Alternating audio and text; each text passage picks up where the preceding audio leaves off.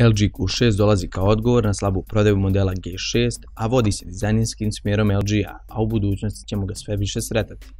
On neodoljivo podsjeća na model G6, ali sa smanjenim performansama i po pristupačnijoj cijeni. Ono što izdvaja Q6 u srednjoj klasi jeste njegov ekran sa zaobljenim ivicama, oko kog su postavljene ivice minimalne debljine, što podsjeća na premium modele. Dobio je military certifikat zaštite od pada.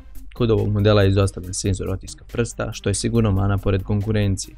LG je morao da ukloni dosta stvari da bi postigao nižu cijenu, pa ga pokreće nešto slabiji chipset koji je namijenjen za telefone niže srednje klase. Telefon dolazi u bojama Astro Black, Ice Platinum, Mystic White ili Terra Gold, a u kutiji možemo pronaći standardne dodatke kao što su USB adapter za punjenje, slušalice, iglicu za vađenje SIM kartice i priručnik. U nastavku pogledajte šta nam zaista donosi ovaj model.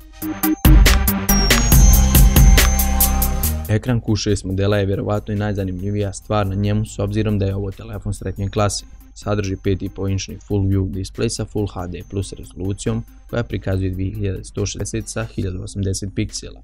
Ovo rezultira sa 442 piksela po inču. Odnos ekrana na tijelo telefona je 78%, a odnos stanica je 18:9. Dok konkurencija često ide korak naprijed s AMOLED ekranima, LG se osvrnuo i odlučio koristiti IPS matricu za Q6 uređaja. Za zaštitu LG iskoristio Gorilla Glass staklo treće generacije. Za sve skinute aplikacije tu je App Scaling opcija na kojoj možete promijeniti korištenje proporcija ekrana za željenu aplikaciju. Compatibility 16:9, standard 16:7:9 ili full screen 18:9. Također je moguće podesiti Comfort View koji smanjuje naprezanje očiju, plavi svjetlosni filter je podesiv na nizak, srednji i visok nivo, a pored toga postoji crno-bijela opcija koja isključuje sve boje. Podesiv je i knock screen, to jeste uključivanje ili isključivanje ekrana telefona duplim kockanjem po istom. Vidljivost na suncu je zadovoljavajuća, a prikaz boja je odličan, kao i zasićenost boja i oštrina, približno nekom od premium uređaja. Također sadrži svjetlosni senzor kao i automatski mod osvjetljenja koji će se prilagođavati svjetlosnim uslovima. LG Q6 model koristi Snapdragon 435 chipset koji je napravljen za nižu srednju klasu telefona. Za ovakav ekran visoke rezolucije ovaj chipset nije baš adekvatan, ali opet na drugu stranu nećete imati štopanje telefona pri normalnim svakodnevnim radnjama. Ovaj chipset se zasniva na 28 nanometarskom procesu proizvodnje. Duže forsiranje procesora može dovesti do naglog zagrijavanja uređaja i pada performansi, dok pri nižoj upotrebi procesor će raditi odlično na duže vrijeme i performanse neće padati. Adreno 505 grafički procesor podržava Vulkan i OpenGL ES 3.1. Pružit će vam solidne odgovore na vaše zahtjeve, ali se svakako treba izboriti sa ovom rezolucijom. Procesor je napravljen na arhitekturi od 64 bita i sadrži 8 Cortex A53 jezgara koje rade do frekvencije od 1,4 GHz. RAM memorija iznosi 3 GB i LPDDR3 je tipa sa brzinom od 800 MHz, što je sasvim dovoljno za multitasking u kombinaciji sa 32 GB interne memorije za pohranu podataka, koja je dalje proširiva do 2 TB u teoriji. Ovaj model radi na Android 7.1 Nougat verziji, a LG je na ovom modelu izostavio senzor otiska prsta, što većina drugih konkurenata danas nude.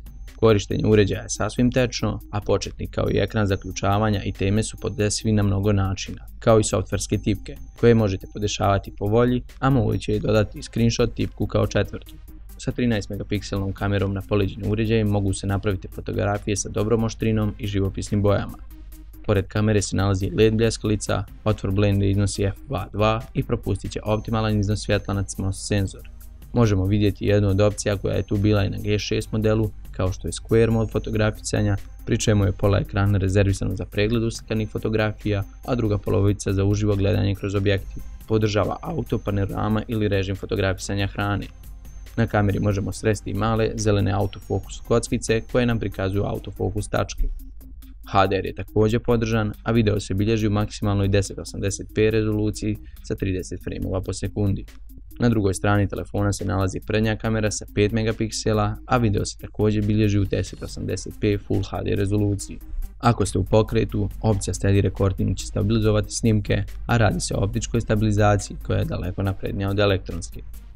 Prednja kamera pokriva ugao od 100 stepeni, pa pomoću takvog objektiva možete zahvatiti veći ugao slikanja ili snimanja. Ovaj uređaj podržava samo jednu nano SIM karticu, postoji dual SIM varijante ovog modela. Q6 koristi zastarjeli micro USB 2.0 port za punjenje i ostale komunikacije sa računarom, dok je OTG podržan. Podržava i 4G mreže, a jedna od prednosti je MFC povezivanje. Podržane bežične veze su Wi-Fi 802.11 sa hotspot podrškom, MFC, Bluetooth verzije 4.2, OTG i Assisted GPS. Baterija je približna onoj na G6 modelu sa 3000 mAh i litijum polimerskog je tipa, a ne može se ukloniti bez prethodnog posjećivanja servisu. Q6 nažalost nema podršku za brzo punjenje, pa bi ovaj proces mogao trajati par sati. Zahvaljujući malo slabijem chipsetu, telefon može da izdrži čitav dan normalnog korištenja telefona, a kako navodi LG, oko 11 časova razgovora i oko 200 časova u stanju mirovanja. LG Q6 ostavlja dobar utisak na korisnika, prvenstveno zbog svog premium ekrana. Oni koji se odluče za ovaj model sigurno neće biti razočarani. Jedna od mana ovog telefona je njegova zadnja strana koja je napravljena od plastike i veoma lako se izgrebe. Hardware je sve u svemu solidan koji će pri manje zahtjevnim radnjama pokazati odlične rezultate.